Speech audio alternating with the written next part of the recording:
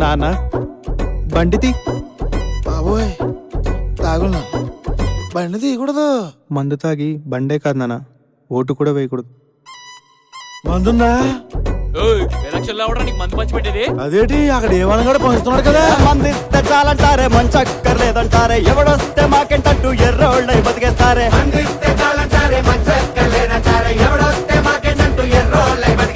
ఒడ్లన్నీ గతుకుల పాలే, ఊరంతా చీకటి పాలే, రేషన్లు పింఛన్లన్నీ మొత్తానికి గల్లంతాయే.